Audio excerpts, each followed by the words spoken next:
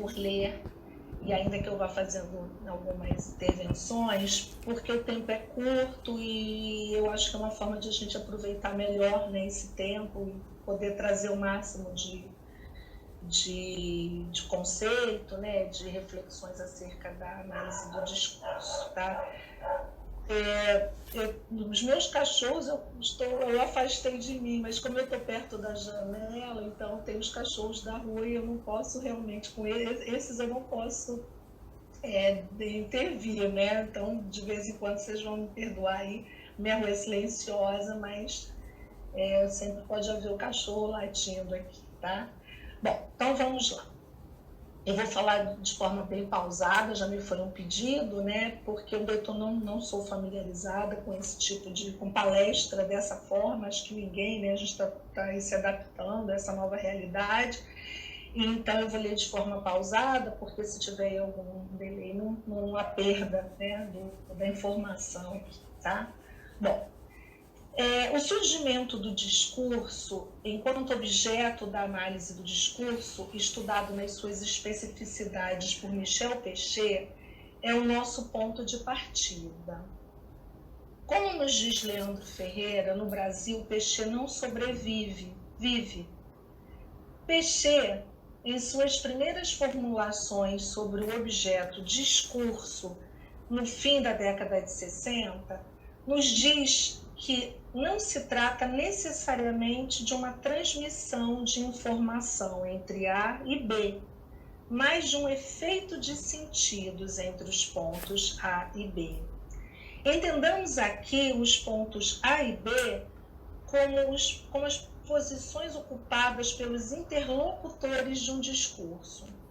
A linguagem extrapola em muito a pensada por Jacobson como uma comunicação entre um destinador que enviava uma mensagem codificada a um destinatário que, por sua vez, a decodificava. A gente via muito esse modelo, né? Eu, pelo menos, vi na minha época de escola, acho que não sei se ainda é retomado hoje, né? Como é que isso funciona hoje na escola. Mas é um modelo muito clássico, né? Muito difundido. Mas o Pechet não vê dessa forma, que ele traz justamente essa diferença, porque, como nos diz, o discurso é um conjunto de representações extralinguísticas localizado no ponto de articulação entre língua, história e sujeito. Não é mera transmissão de informação, como pensado lá atrás por Jacobson.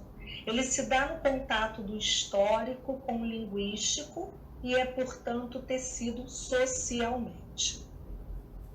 Para pensar em discurso, precisamos pensar em língua, em linguagem.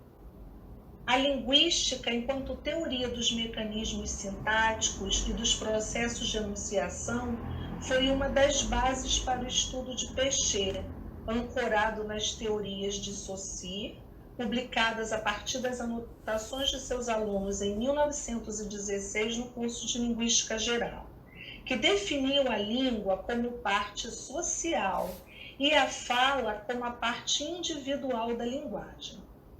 Pechet, entretanto, viu as teorizações sobre língua e linguagem, em Saussure, reducionistas, porque ainda focavam a expressão e seus meios pautada no esquema emissor, mensagem, receptor. Entendia que as práticas políticas e a ideologia não podiam estar fora do processo de compreensão da linguagem, que para ele, repito, extrapolavam o falante. Pechet ligaria, assim, um discurso a uma prática política que perpassaria pela ideologia. Althusser já defendia que toda a prática está sob a égide de uma ideologia, elemento universal da existência histórica, sem a qual não há sujeito, sem a qual não há ideologia. Para Pechet e Fuchs, o sujeito do discurso seria o sujeito da ideologia, o que diferenciou sobremaneira suas teorias das de outros teóricos do discurso, considerando que as relações sociais só são possíveis a partir de sujeitos assujeitados. Os indivíduos porque desde sempre expostos à ideologia, posicionados, portanto, política e ideologicamente, em um dado momento histórico, são desde sempre sujeitos. Ao associar o sujeito do discurso à ideologia, Péchet e Fuchs o relacionam ao materialismo histórico, marxismo, valendo-se, pois, da teoria das formações sociais e das suas transformações. Péchet considerou ainda os estudos de Lacan. Todo discurso é ocultação do inconsciente, disse Lacan, e a linguagem seria a sua própria condição. Surge o outro, com O maiúsculo, lugar, segundo Orlandi, de onde os discursos emanam, porque o sujeito também se constitui na relação com o simbólico. A psicanálise, assim, deu subsídios para Péchet de que o sujeito, por ser afetado pelo inconsciente, tem a ilusão de ser origem de seu dizer. O sujeito seleciona o que será ou não será dito, não só pela posição social que ocupa, consciente, mas também por algo interior a ele, inconsciente. Segundo Orlandi, a análise do discurso é uma disciplina de entremeio, já que se constitui dessa articulação entre o materialismo histórico, teoria das classes sociais, luta de classes, a linguística, sintaxe e enunciação, e a psicanálise, sujeito do inconsciente. Por quê? A ideologia e o inconsciente estão materialmente ligados pela língua. A AD se dá entre as regiões A AD se dá entre as regiões teóricas da linguística, da história, da psicanálise, visto que é nesse intervalo que os sujeitos se constituem. O conceito de língua, enquanto sistema imanente abstrato, pensada por Saussure a partir de uma relação dicotômica com a fala, é deslocado na AD. A língua passa a ser o lugar em que o discurso se materializa. Língua / discurso e social / histórico se relacionam, se imbricam. A língua, pensada por Péchet, é a materialidade específica da ideologia, e o discurso seria a materialidade da língua. A materialidade a ser analisada, em nosso caso aqui, memes sobre o coronavírus, por sua vez, seria a unidade da análise do discurso. Os sujeitos, como nos traz Orlandi, assim como os sentidos, são concebidos no discurso. Eles derivam para outros sujeitos, outros sentidos, para outras posições. Se repetem, se deslocam. Segundo Péchet, a formulação do discurso só é possível porque existe um contexto sócio-histórico que viabiliza a formulação e a compreensão do discurso, por ele denominada de condições de produção, que seria justamente o estudo da ligação entre as circunstâncias de um discurso e o seu processo de produção.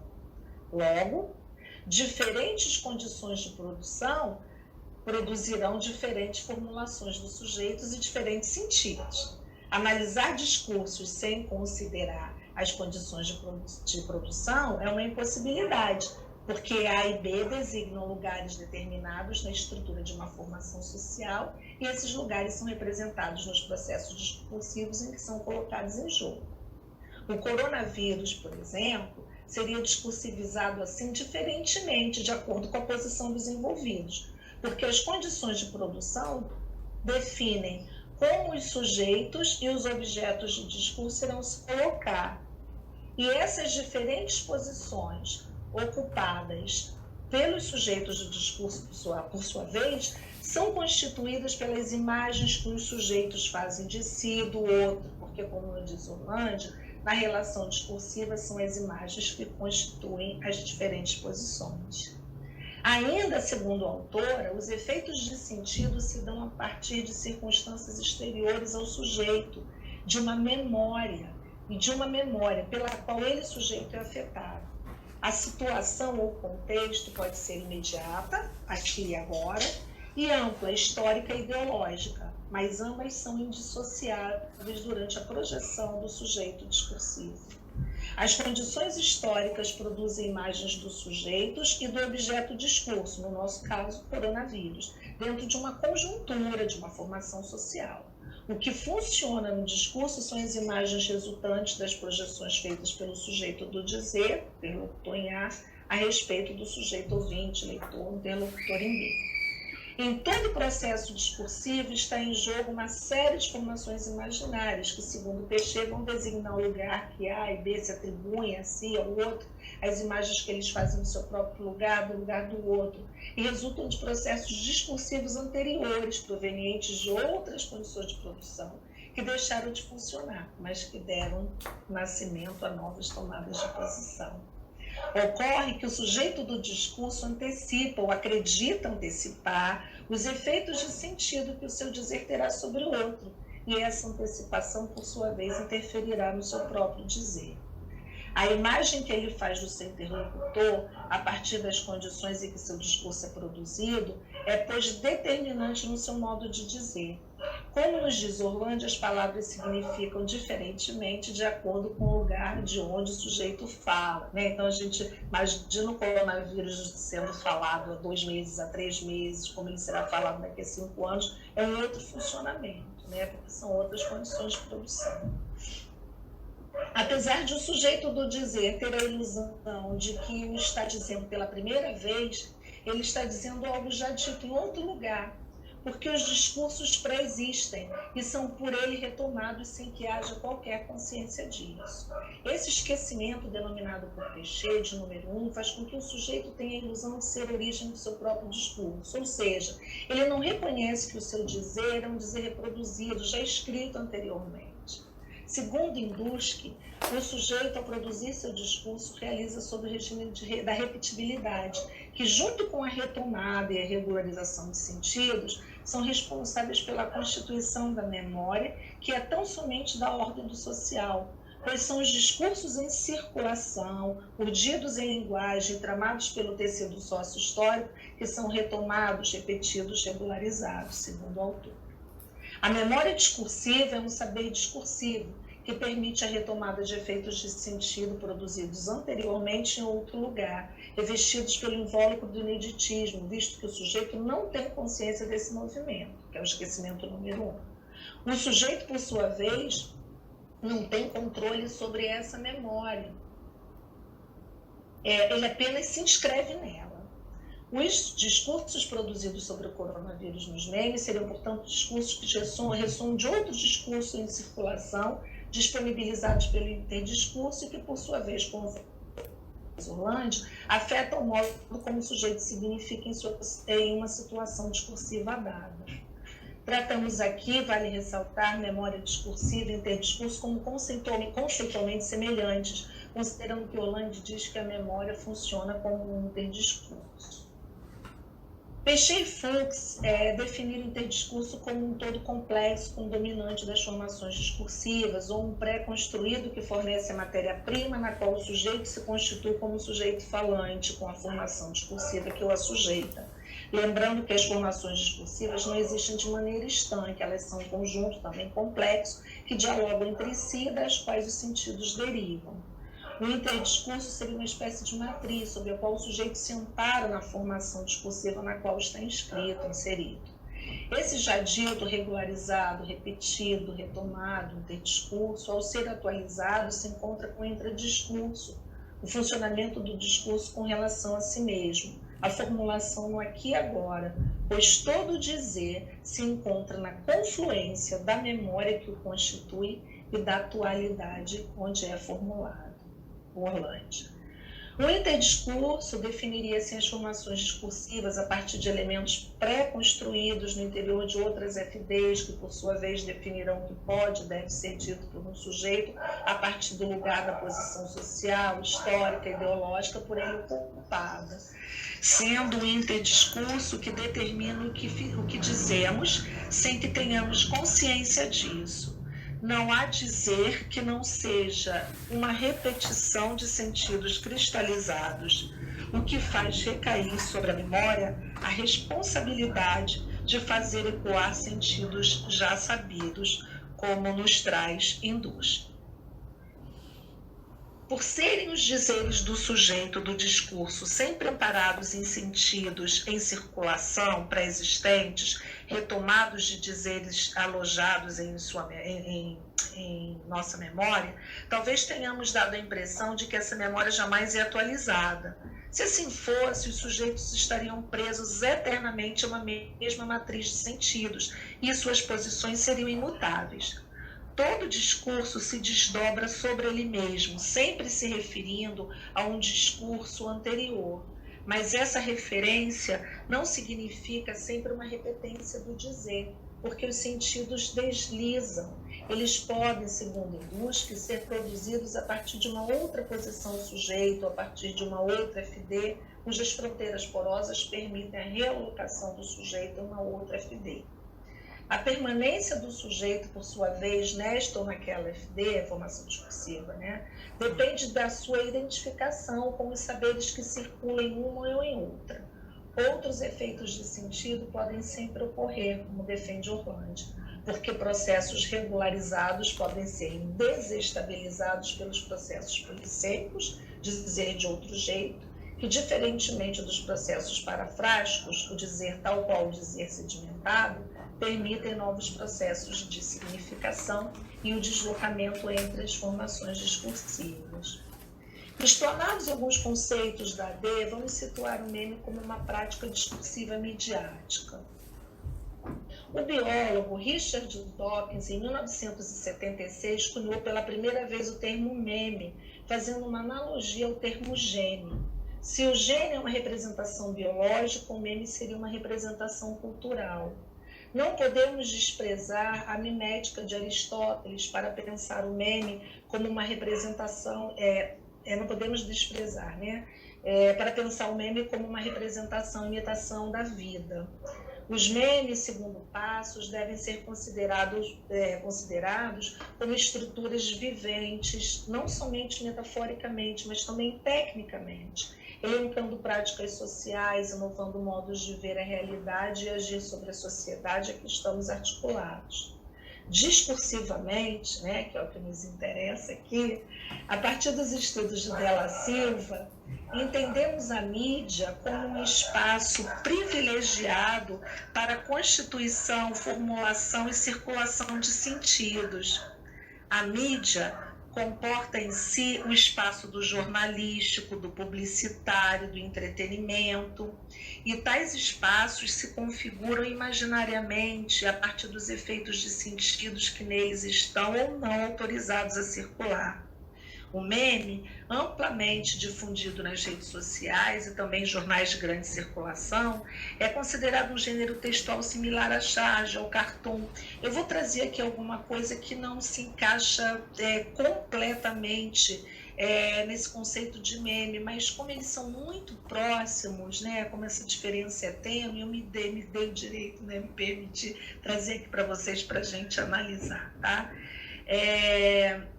Similar à charge do cartoon, valendo-se do humor, de frases curtas para dizer sobre o cotidiano, referindo-se normalmente, segundo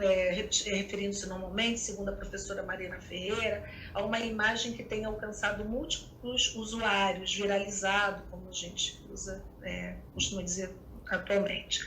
Não há como precisar o momento exato em que o meme surge, nem quem o elaborou. O importante para nós, entretanto, é que os memes circulam e se constituem como uma materialidade significante. Eu, a princípio, até tinha escolhido uma charge, mas achando que era um meme, e aí eu percebi que tinha uma assinatura, e eu também não trouxe para cá, tá? Para a gente tentar ser o mais fiel possível à nossa proposta, Entendemos que nos dizeres em circulação nos memes digitais se marcam condutas praticadas em um determinado momento histórico e se favorecem a circulação de saberes cuja abrangência é ilimitada. São exemplos de língua de vento, como conceitou Gadei Peixeira. Se movimenta, circula, se espalha, porque é fluida, efêmera a língua de vento, Da mesma forma os memes, A língua de vento atua na propaganda, na publicidade contemporâneas, e porque, sendo de vento, adentra por brechas estreitas onde outros elementos, madeira, ferro, não conseguem, lhe dando amplo poder de efeito de persuasão, abrangência mesmo, né? Bom, vamos pensar que agora a gente já vai começar as análises, mas antes eu quero falar aqui um pouquinho, né, sobre como que funciona, né, todo esse nosso dispositivo analítico aqui dentro da AD, né? Segundo Orlandi, o percurso metodológico em AD não é linear. O batimento entre a teoria, o corpus e a análise são indissociáveis. É um procedimento próprio que demanda um ir e vir constante entre teoria, consulta ao corpus e análise. O que não quer dizer que todos os elementos teóricos ou todos os elementos do corpus empírico são disponibilizados durante a análise. Cabe ao analista decidir quais dispositivos teóricos serão acessados, né, para contribuir para a descrição dos efeitos de interpretação, né? Então, dentro da nossa metodologia, que cabe muito, né, ao analista do discurso definir isso, né, quais são esses dispositivos analíticos, né, que serão necessários, né, que serão acessados para que a gente dê conta aí de compreender, né, esse discurso. Bom, a partir dos memes selecionados, porque também a gente não tem muito tempo, né? É uma fala aqui de mais ou menos 20 minutos, né? E então eu relacionei o corpus, sobretudo, ao conceito de memória discursiva e de pré-construído, né? Ainda que outros conceitos serão acessados. Eu não trago exatamente uma questão, né? Uma pergunta aqui para a gente pensar sobre durante as análises. Eu trago uma proposta de reflexão, né, de como nesse contexto imediato da pandemia emergiram formulações feitas em outros lugares esquecidas, determinando o que é dito na atualidade, né? O que a gente vai perceber é que há uma retomada, né, uma recuperação aí de um dito anteriormente, né, fazendo funcionar, né, a atualidade nessa formulação sobre o coronavírus, tá? É a Maréia que está responsável aqui por passar os slides para mim, né?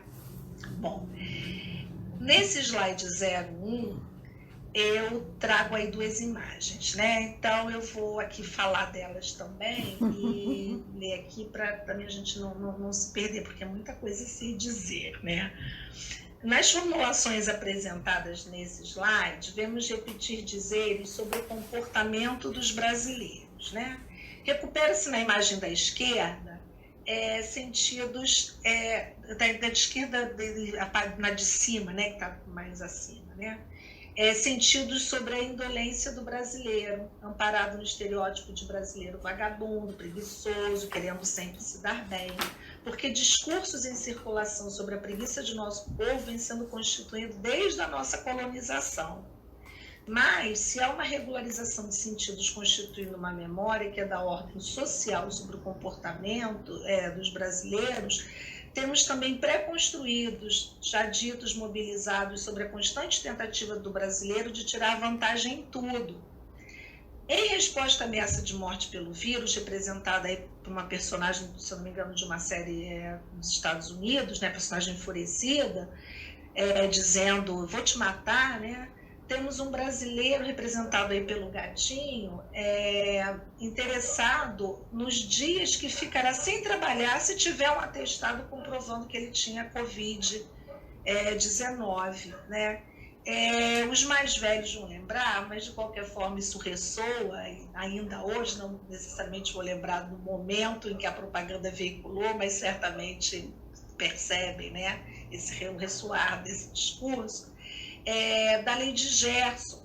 É uma referência ao jogador da seleção brasileira de 1970, né, na polêmica propaganda de cigarro Vila Rica. Na época, inclusive, que os cigarros né, havia propagandas na televisão, lindas, maravilhosas de cigarro. Né? Na propaganda, o Gerson dizia o seguinte, gosto de levar vantagem em tudo, certo?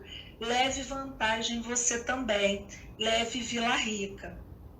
Que ao ser repetido, fez cristalizar sentidos sobre o brasileiro como aquele que sempre tenta levar vantagem em tudo, né? Que é como ficou conhecida a lei do Gerson.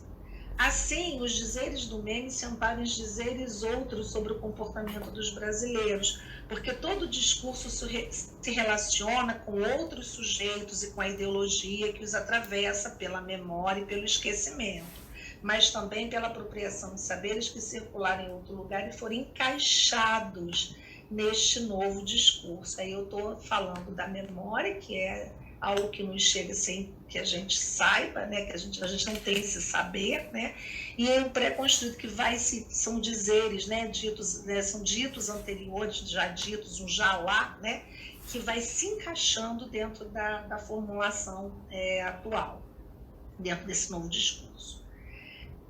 Na imagem de baixo e à direita, temos uma cena em que o jovem, acompanhado na namorada, flerta com uma transeunte, fazendo ressoar discursos sobre práticas discursivas, regularizando sentidos sobre o homem brasileiro, amparada em uma relação de dominação-submissão entre homens e mulheres, típicas de uma formação social patriarcal, fazendo ecoar algo dito em outro tempo, em outro lugar, sobre a relação afetiva entre homens e mulheres.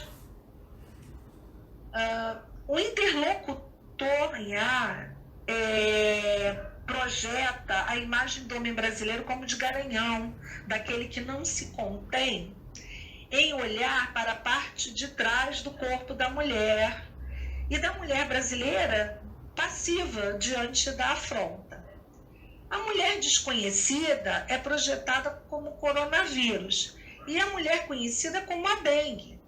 A dengue já não despertaria mais interesse, não é mais novidade. O olhar do homem se volta agora sobre o novo vírus, o coronavírus, fazendo retornar um já dito que naturaliza a infidelidade masculina. E é interessante observar aqui, eu não sei se vocês viram, me chegou pelo Facebook, como esse meme deslizou, como os sentidos desse meme deslizaram para outros sentidos, fazendo a partir de uma nova formulação. Nesse outro meme que me chegou,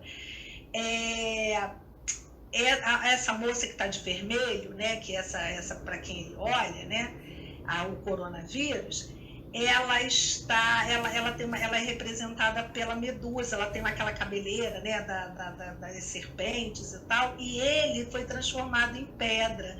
E eu achei isso maravilhoso, para a gente ver como realmente os sentidos deslizam, como os sentidos sempre podem ser outros, né, dependendo da forma como cada sujeito vai se apropriar desse saber, né? E que também esse outro só faz sentido se a gente tiver se encaixar, se a gente puder encaixar, né, esse pré-construído aí sobre essa figura mitológica que transforma, né, quem olha em pedra, né? Bom, Maré, por favor, o slide 02. Muito obrigada. Ó, nas duas imagens, os interlocutores em A, aí eu vou trabalhar com as duas aí meio que ao mesmo tempo, fazendo alguma separação talvez lá na frente, tá? Nas duas imagens, os interlocutores em A, né, essas pessoas que elaboraram, né, que discursivizaram, né, que elaboraram esses memes, né, trazem a China como um referente do coronavírus. Se na imagem à esquerda, o interlocutor em A diz da chegada do vírus por intermédio do turista brasileiro rico, na segunda diz da chegada do vírus por intermédio do malote. O sujeito do discurso, ao dizer sobre o hábito de viajar para o exterior como privilégio dos ricos e do hábito da classe média brasileira de comprar produtos chineses pela internet, vai significar o lugar que cada um ocupa em nossa formação social. Se o interlocutor em A, por meio de Dona Hermínia, formula ser culpa do rico a chegada do vírus, denega o rico como benfeitor e o pobre como dependente da sua benfeitoria, refutando um domínio associado, mencionado por Curtini, a outras formulações sobre a luta de classes. Por outro lado, na segunda imagem, é reforçado o sentido hegemônico sobre a falta de qualidade do produto chinês, que por sua vez é fabricado pelo trabalhador em situação de extrema exploração. A imagem dos protagonistas perplexos da aclamada série norte-americana Breaking Bad é deslocada para sintetizar o medo dos brasileiros consumidores de produtos japoneses diante do malote. Percebe-se que, apesar do medo, o malote será aberto, porém só depois de se rezar para não pegar o coronavírus, fazendo circular saberes sobre a religiosidade dos brasileiros. Temos, em uma das imagens, a retomada de formulações feitas sobre a posição que rico e pobre ocupam em qualquer formação social capitalista, assim como temos na outra imagem, a retomada de discursos sobre a fé em Deus e oração como sendo capazes de evitar doenças, que isso é possível porque algo sobre a luta de classes e o cristianismo foi falado em outro lugar, independentemente. Agora a gente vai partir para o slide 03, que também será o nosso último. Teria um slide 04, mas eu resolvi banir por conta do tempo. Nessas imagens aí, nós temos replicados, lembrados, dizeres sobre o dia a dia do trabalhador e da dona de casa. Temos que, em tempos de isolamento social, velhos hábitos precisam ser mantidos em contraposição ao surgimento de novos hábitos. Se na imagem da esquerda temos um homem agarrado à barra da cortina do banheiro, simulando estar dentro do transporte público, indo trabalhar para não perder o hábito de uma vida sem o coronavírus, na imagem da direita temos uma mulher escolhendo com qual máscara ir às compras, trazendo a máscara como um novo e obrigatório hábito, o uso da máscara como um novo e obrigatório hábito em uma vida com o coronavírus. Ao se projetar a imagem do homem trabalhador e da mulher dona de casa, repete-se, rememora-se, retoma-se, um dizer cristalizado em um contexto sócio-histórico que tinha a família nuclear como protótipo da sociedade brasileira, ou seja, cabendo ao homem prover a família, pegando o ônibus, indo trabalhar, a mulher se responsabilizar pelos afazeres domésticos, se ocupando da aparência, das compras de mercado, pelo tamanho da bolsa, a gente pode supor que ela está saindo para ir ao mercado, à feira.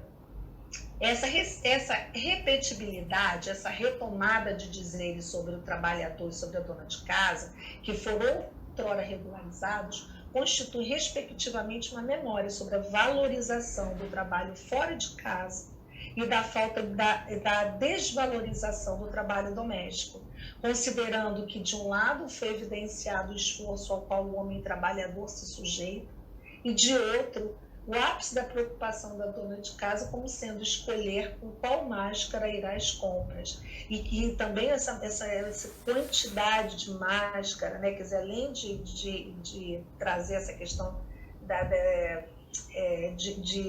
dessa retomada, né, da vaidade feminina, também tem a de ser da mulher como esbanjadora, né, de adquirir acessórios para além do necessário. Enfim, são pré-construídos aí que a gente tem sobre o feminino que circulam, né, por aí, que a gente está sempre vendo ser encaixado, né, no novo dizer sobre o feminino, né.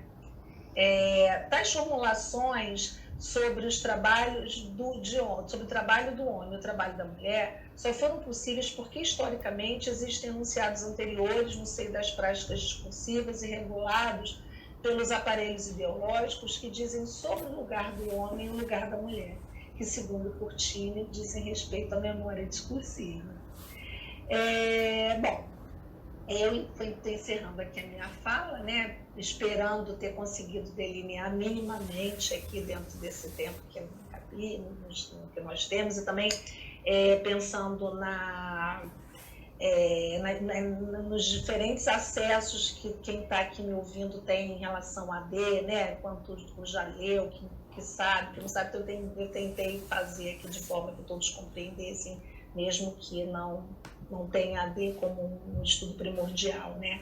Então, eu espero que eu consiga delinear aqui minimamente, né, como essa memória discursiva funciona, né, como esses saberes anteriores já esquecidos podem são o tempo todo, né, retomados na produção, né, no discurso atual e, no nosso caso, na produção desses memes sobre o coronavírus, tá? E agora eu passo aí para vocês, Maré, agora eu não sei como é que eu vou fazer para ter acesso às perguntas, como é que isso vai se dar, eu vou deixar contigo. Obrigada, gente. Obrigada, muito obrigada, Ceres, pela fala, foi ótimo. Então, gente, o chat está aberto para perguntas, vocês colocam no chat e a Elaine vai moderar as perguntas, e aí eu vou articulá-las para a Ceres, talvez, né, para que ela consiga responder, tá bom? Ok. Então, estamos aguardando agora as perguntas. Tá. Maria, eu posso falar? Tem uma pessoa aqui, a Evelyn, ela disse que os slides, ela não estava conseguindo visualizar os slides. Mas eu acho que isso é um comentário antigo já. Ah, antigo, resolvi. Tá, obrigada, então.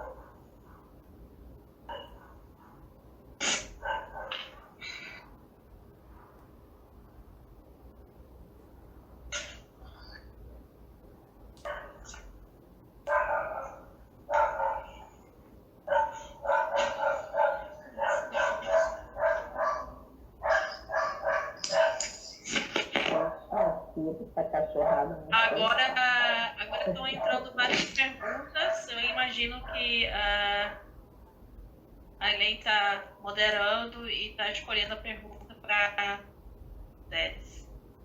Mas se você quiser, Ceres, se você vê uma pergunta interessante no chat, fica à vontade também para responder. Tá. Olha, eu estou vendo aqui a do Antônio Guizo, não sei se é assim que pronuncia, que ele fala sobre a relação que foi feita com a lei de Gerson, pode se referir com Macunaíma de certo ponto. A gente tem que ter um cuidado, Antônio, eu posso responder, Maré? Eu posso pegando aqui responder? Posso? A gente tem que ter um cuidado para a gente não confundir o interdiscurso com intertextualidade, tá? Então, eu vejo que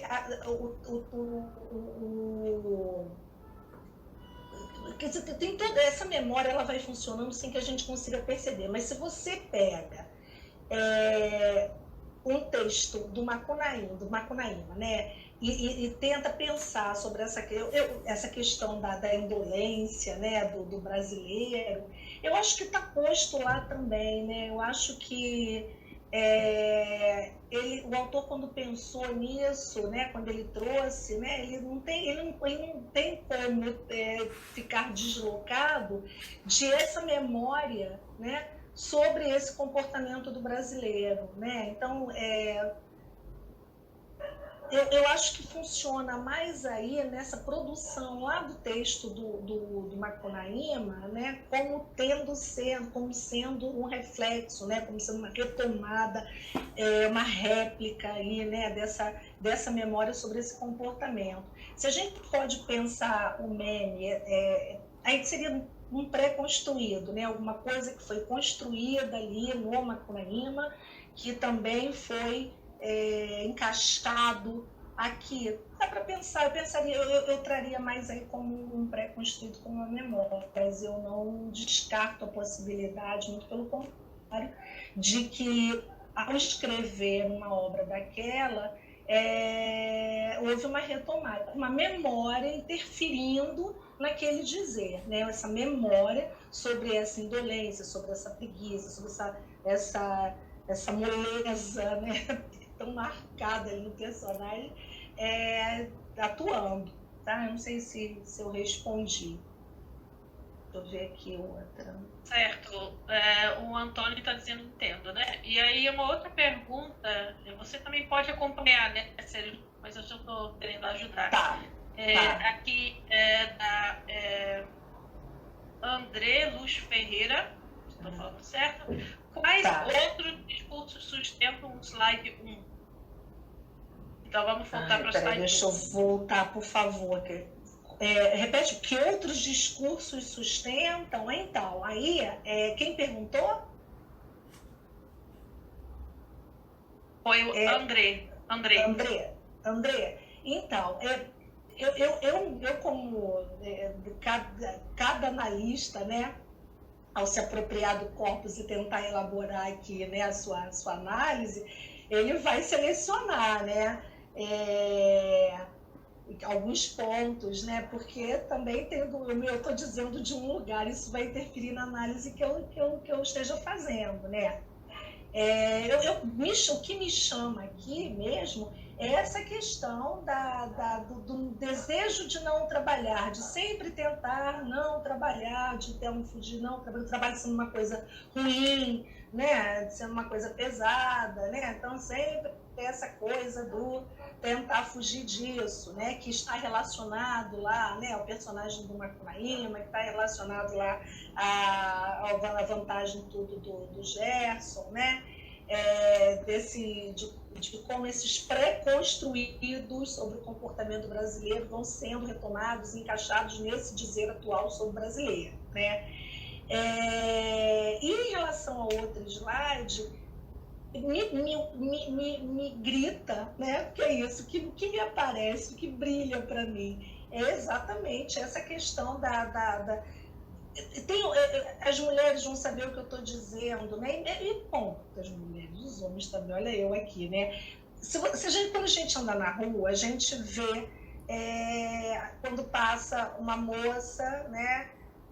Uma mulher, um homem virando, né? Isso daí tá lá, né? Então, isso foi recuperado, né, nesse slide, né? Então, isso para mim trata sobretudo desse comportamento do homem brasileiro e de como isso é enaltecido, né? Porque você repara que o coronavírus está ali com um sorrisinho, achando, né, gostando de estar sendo observada, né? Aí tem a namorada ali, a pessoa que está acompanhando ele incomodada com aquilo, fazendo uma cara de que não gostou, mas que é uma prática, né? Uma prática social. Tá aí, para mim foi discursivizado, porque o discurso é isso, né? Está discursivizando uma prática social, não tem como se deslocar, né? Dessa história aí, né? Do que acontece, do social, né?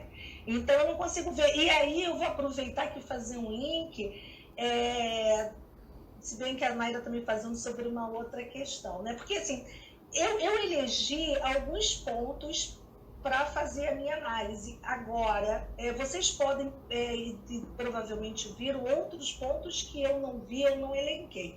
A Mayra faz traz aqui, a Mayra ela diz o seguinte: como explicaríamos a relação do último meme com a letra de música com que roupa eu vou para o samba que você me convidou?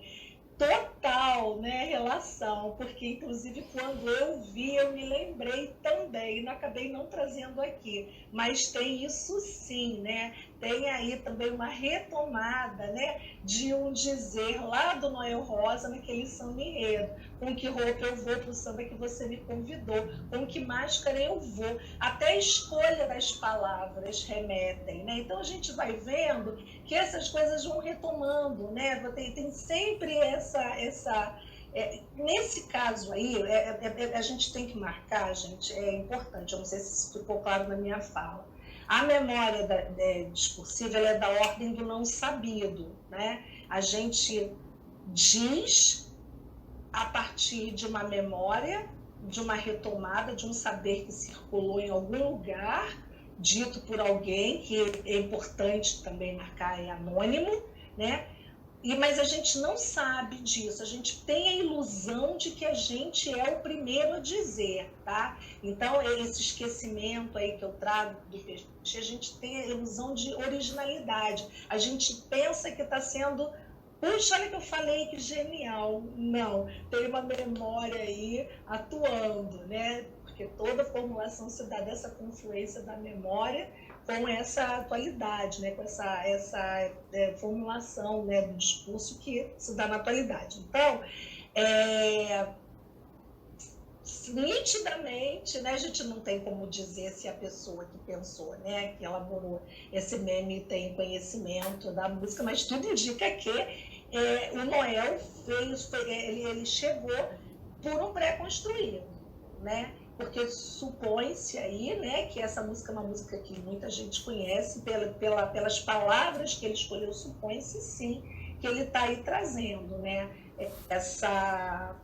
esse dizer, retomando aí esse dizer postulado lá pelo Noel, sim, né? Essa coisa da escolha, né? da roupa. E a gente tem, né? Essa coisa mesmo, né?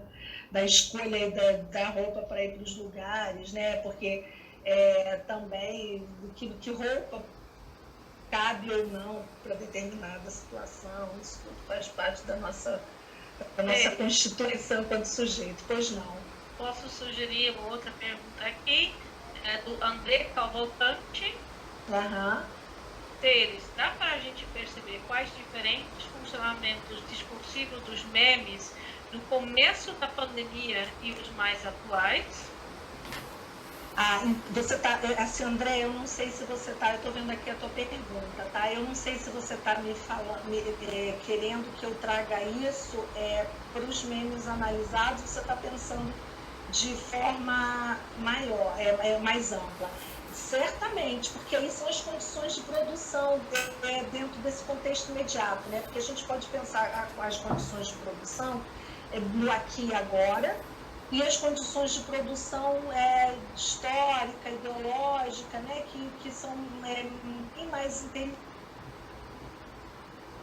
Com certeza. O que foi dito no início, o que significou... Bom, primeiro que nós, né, sujeitos do discurso, estamos sendo afetados, interpelados aí, né, por essa situação toda de forma diferente, né? Como que nós lidamos de uma forma lá atrás, estamos lidando de uma outra forma agora. Isso não tem como, né? Mas, e aí, num contexto imediato, né, determinados significados surgiram, sentidos, dizeres foram formulados em função de uma novidade, né? O vírus está chegando, é tudo muito novo. Isso a gente está antes da quarentena, logo no início da quarentena. Com o passar do tempo, né, e todas as notícias que a gente vai recebendo a respeito disso, o funcionamento, né, é outro. Então, é aquilo que a gente falou lá atrás, né? Um dizer, um discurso, ele nunca vai significar da mesma forma, ele nunca vai produzir os mesmos sentidos para todo mundo. E também não vai produzir, significar igualmente em diferentes momentos históricos, não é? Então, o que nós éramos naquele momento lá era uma outra circunstância. Agora a gente está vivendo, que são condições de produções, pensando na condição de produção desse aqui agora, imediata, é diferente. Então, serão outros sentidos, outros significados, não tem como, né? São funcionamentos discursivos diferentes, porque a forma de a gente lidar com essa realidade foi alterada, né? Porque nós somos outros, porque, né, os sentidos são outros, nós temos outros histórias aí, eu diria mais já ditos mesmo, como se encaixando nesses dizeres atualizados, tá? Não sei se eu respondi, André. Certo. Tem uma pergunta de André Luiz Mourão de Uzeda, que ele está perguntando sobre essa imagem das duas moças e do menino. Ceres, na imagem da direita do slide 1, não te parece que a expressão facial da moça da direita é de indignação? É uma reação à atitude machista do rapaz? Queria te ouvir um pouco relacionado isso à sua tese de doutorado em O Mito da Medusa. Da Medusa, que eu até falei, os que me conhecem, né, que acompanharam aí, né, a escrita da tese, minha pesquisa. Medusa. Então,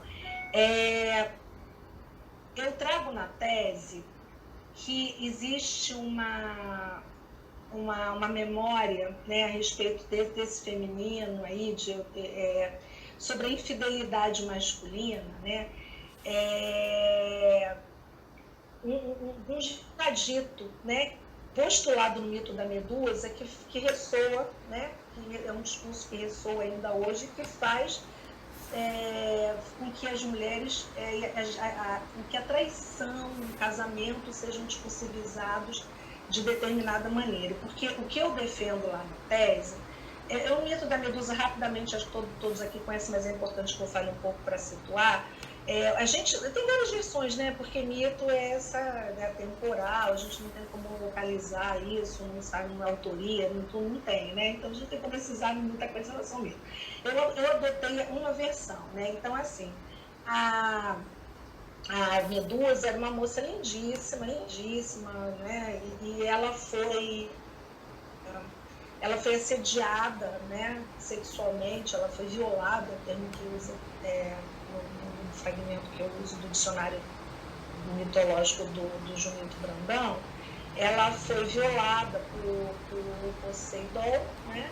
E a Atena, que era a esposa de Poseidon, deusa da sabedoria, importante marcar, ela fica enciumada. E por ciúme, ela transforma a Medusa naquele ser horrendo e de forma que, para todo mundo que ela olhasse, e aí, né, pensando em um homem, para todo mundo que ela olhasse, fosse transformada em pedra. E aí o que eu trago é o seguinte, que numa relação amorosa, em que entra uma terceira pessoa, né, uma relação amorosa que para o homem seria uma cena de 2, quando ela passa a ser uma cena de 3 por conta da infidelidade do homem, eu trato especialmente da infidelidade masculina, quando você traz a amante para essa cena, né?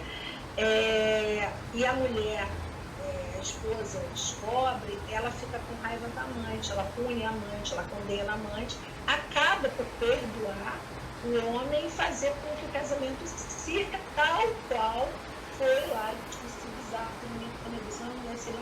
O mito funcionaria como matéria-prima, um discurso pré-existente sobre a infidelidade masculina que perdura até os dias de hoje. E a gente analisa, então, cartas publicadas no consultório sentimental da revista Cláudia para confirmar ou não aí, né, essa hipótese de que ainda se está discursivizando o casamento dessa forma, ainda se está punindo a amante, não o marido, por conta da infidelidade. Posto isso, então, André, eu acho, porque aí eu não acho nada de achar que eu como cientista, mas baseado certamente nos meus estudos, né, sobre essa questão, e até sobre gênero, né, sobre o feminino, que eu já desenvolvo desde a época do mestrado,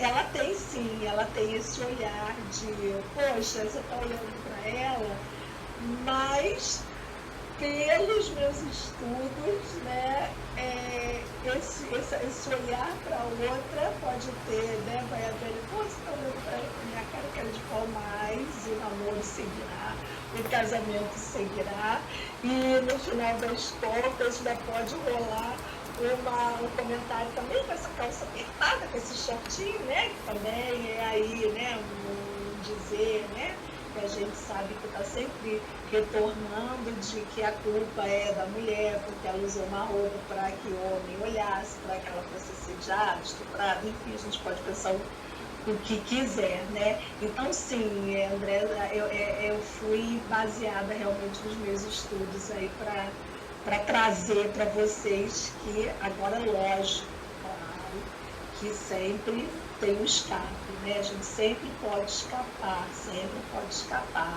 nada é para sempre pensando, né, no discurso, sempre pode todo sentido, sempre pode usar, a gente sempre pode furar, né, essa formação, sei lá, a gente se insere numa formação discursiva, machista, casadora, sei lá, quantas formações discursivas a gente está afiliado, né? A gente pode escapar e passar a não aceitar isso, a gente pode se inserir numa formação discursiva que autorize, né, esse tipo de comportamento. A gente pode se deslocar para uma formação discursiva que não né?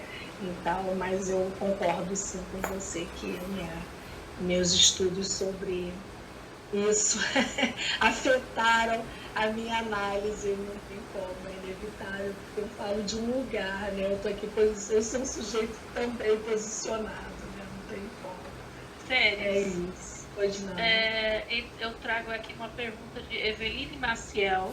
Ela pergunta: gostaria de um comentário, se possível, sobre a facilidade dos brasileiros na produção de memes mediante qualquer cenário. Muito grato pela aula. Olha, Eveline, assim, realmente eu não tenho esse conhecimento. Eu tenho um ouvir dizer, né? E aí eu acho que nós duas aqui, porque a tua pergunta, o que eu vou dizer agora, é já uma retomada aí de saberes que circulam a respeito da criatividade do brasileiro, do humor do brasileiro, né? E a gente mesmo nas redes sociais, gente, brasileiro é ótimo, é cada coisa, a gente morre de rir, e aí a gente realmente, é cada situação assombrosa que acontece, e as pessoas fazem os memes e a gente morre de rir com eles, que aliás acabam dando uma aliviada, né? Tensão. Então eu acho que essa tua questão e o que eu estou dizendo agora prova que sempre a gente está retomando saberes que circulam. Então aí é como se a gente tivesse o tempo todo, né? A gente sendo interpelado mesmo, né, por esses saberes aí que circularam em outro lugar, esses dizeres sobre, né, esse já dito, esse dito já lá sobre o brasileiro, que a gente trouxe aqui dessa coisa de não gostar de trabalhar, que também fala do seu humorado, ser criativo, ser apaziguador, enfim, mas isso tudo, né, Eveline, são retomadas e a gente vai selecionar, né, sem que a gente tenha consciência disso, né, a gente vai trazendo para a nossa fala, né, porque aí também tem uma coisa que eu não falei, mas é importante, vocês não surgiu essa pergunta, mas tem a ver com o que você está falando, por que a gente escolhe, né, esse ou aquele, porque a gente seleciona esse ou aquele dizer para fazer parte da nossa formulação, né? Como é que isso nos chega? Por que isso e não aquilo? Porque eu disse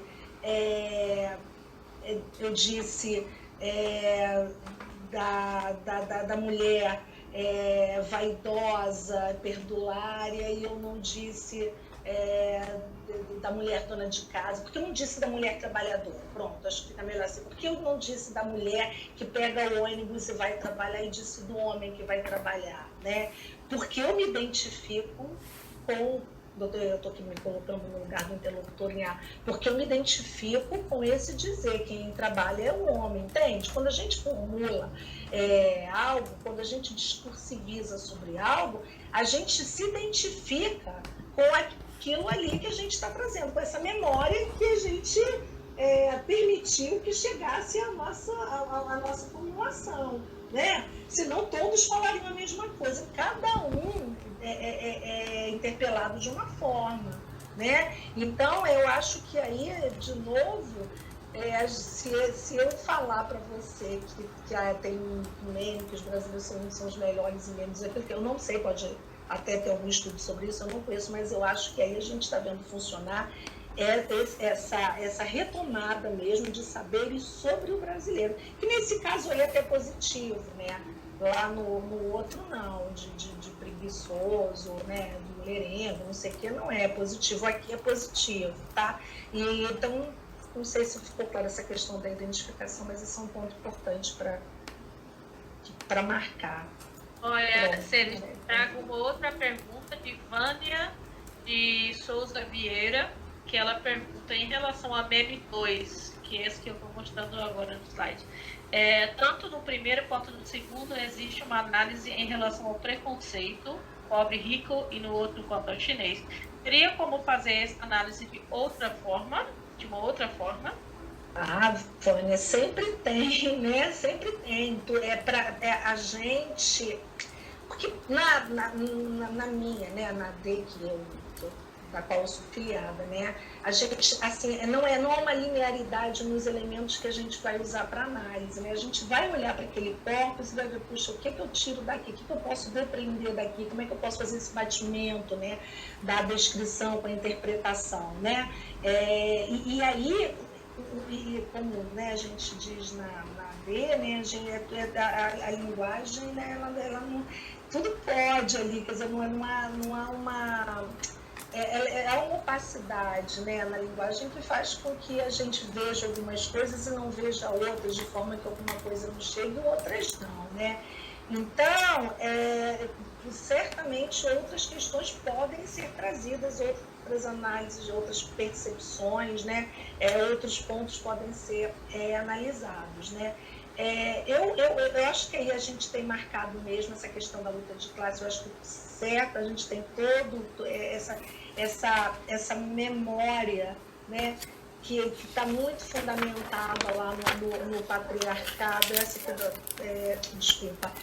essa memória de luta de classes que desde que o capitalismo existe está lá, né, está posta, né, e aí sim, essa questão, claro, do lugar, quem viaja é rico, né, olha isso, né, que está lá. A gente está preso, né, a esse discurso de que quem viaja é o rico, não é o pobre, né? Claro, está posto sim, de que o lugar do rico é viajando, do pobre não é, né? Que é marcado mesmo por essa formação, por esse capitalismo aí, né? Que faz com que, né, circulem saberes a respeito do lugar de um e de outro, né? E que a gente vai replicando, a gente vai denegando, né? Nesse caso aí, ela tá fazendo ressoar esse dizer de quem viaja, quem tem direito a viajar, quem pode viajar, né? Quem tem dinheiro para viajar, é o rico. Mas ela também, para mim, o que me quando ela, porque também tem, né, esse saber que circula de que o rico resolve, né, dentro dessa formação capitalista, dessa formação social capitalista que nós estamos inseridos, né, de que o rico resolve, que o pobre faz a confusão e o rico resolve, preconceituoso extremo, mas é um saber que está aí, está posto, está dito, né, está dito. E que a gente se identifica ou não, né? Então, ela se eu estou trazendo ela aqui para o personagem da Dona Emília, mas o meu lectorinha, tá? Se identifica, né, com esse dizer, de que lugar que quem viaja é pobre, mas ela pega e dá uma quebrada, né? Né, por um outro lado, ao dizer que quem trouxe algo que é ruim não é o pobre, é o rico. Isso eu achei genial, né? Porque sempre, tudo que é de ruim parte do pobre, porque do rico é bom, é lindo, é maravilhoso, né? E a gente vê isso muito no cenário político, né? Se a gente for lembrar aí, por exemplo, da eleição lá do Collor com versus Lula, lá na década de 80, isso era o tempo todo marcado, né? O candidato rico e o candidato pobre, né? E aí as pessoas levam por rico, nós queremos o rico, né? E é isso, né? Então tem tudo. A gente pode pensar numa fala fantástica do Joãozinho 30, quando ele diz como é que quem gosta de pobreza é rico, também fazendo uma outra jogada, né, dessa pobreza pensada pela intelectualidade, mas não enfrentada pelas outras pessoas. Então, assim, eu acho que o que me marcou aí foi dizer que o rico é responsável por alguma coisa que é ruim, não jogar isso de novo, né, nas costas do pobre, como a gente vê uma prática social que é discursivizada, que nos chega através dessa trama discursiva a respeito do rico e do pobre, tá? Mas que a gente não lida mesmo com essa questão de preconceito, né? Não é algo que a gente lide nada. A gente, quer dizer, a gente pensa esse preconceito de uma outra forma, que é o que eu estou dizendo aqui, né? Da mesma forma em relação ao malote, claro, desse hábito do brasileiro, classe média, aí, de comprar produto chinês, porque é mais barato, tem uma relação custo-benefício melhor, lógico, tem. E preconceito em relação também à China, não é? Você pensar nesse sentido. Quer dizer, tem toda uma formulação a despeito da China que está posta nesse segundo slide, não é? O que nos chega, que dizeres são esses sobre a China? De que a China produz, os produtos chineses são vagabundos, não é? Enfim, acho que esse é o ponto, porque também a questão da luta de classe também é necessária e importante. Eu já trouxe na minha análise, mas tem sim, claro, essa questão de como é discursivizado o produto chinês, de como é discursivizado essa pessoa que compra o produto, né? Então, tudo isso está tudo em jogo, né? Nada pode ser dispensado quando a gente analisa, não. Pois não, Maréia? Limpa rapidinho o lente da sua câmera em cima do seu laptop. Eu sei que acho que vazou um pouquinho.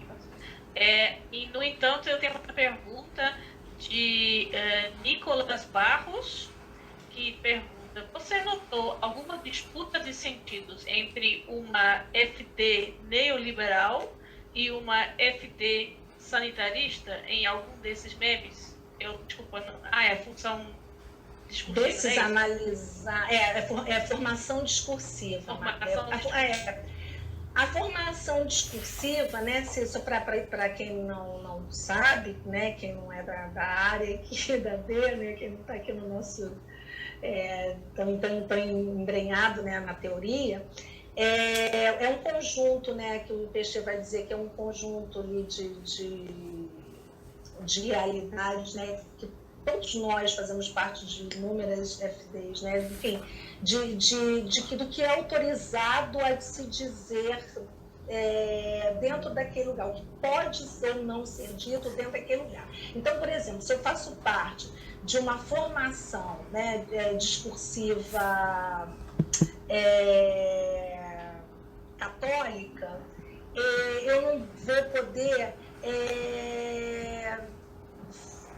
ridicularizar os santos, desprezar Deus, falar mauronizar, fazer piada com Deus, né? Porque eu faço parte dessa formação discursiva católica, né? Se eu faço parte lá de uma formação discursiva, sei lá, petista, eu não vou autorizar determinadas falas de extrema direita. Enfim, a gente faz parte nós estamos, né, inseridos em várias formações discursivas. E isso é mutável também. Eu posso estar hoje inserido numa formação.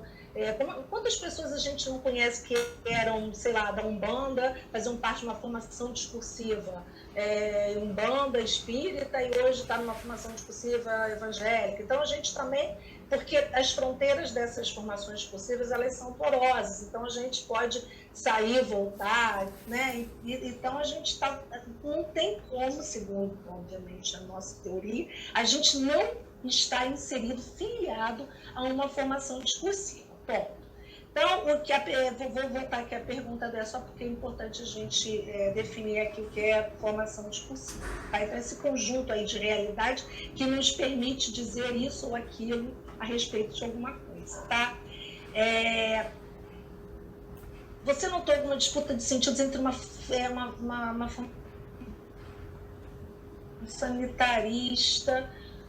Olha, será que você podia ser mais específico? Você fala da questão do neoliberalismo, talvez nessa aí, você se preparando para abrir uma lote da China, de pensar nessa questão mesmo do consumo extremo, não sei se isso se encaixaria. Estou aqui tentando, porque eu só estou vendo dois, eu estou aqui tentando me lembrar, deixa eu voltar aqui. O primeiro, gente, já me deu branco. O que era o primeiro? Eu trago...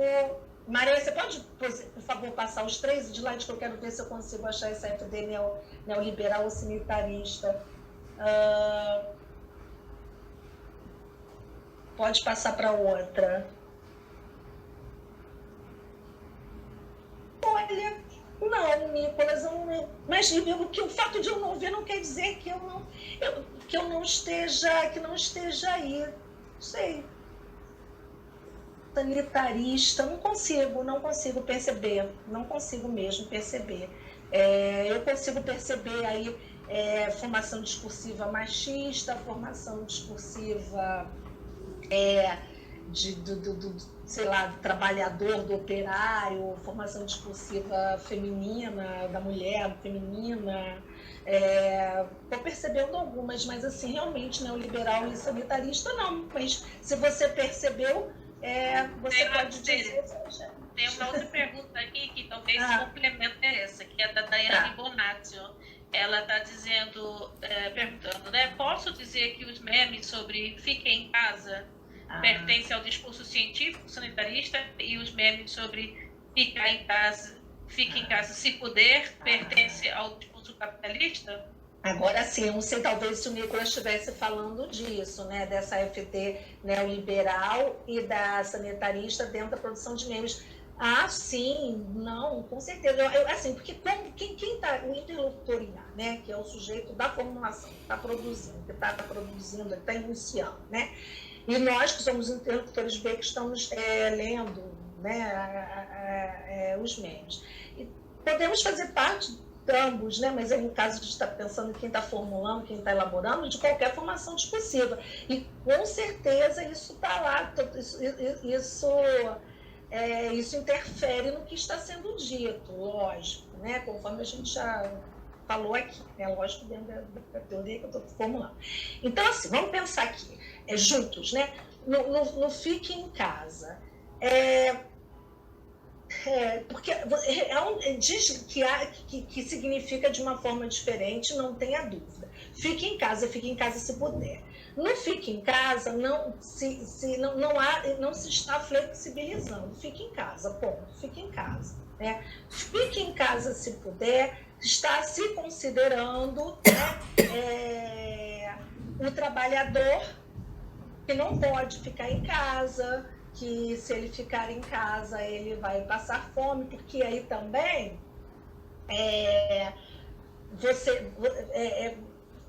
porque aí você vai de qual saber você vai se identificar ou não nessa história, né?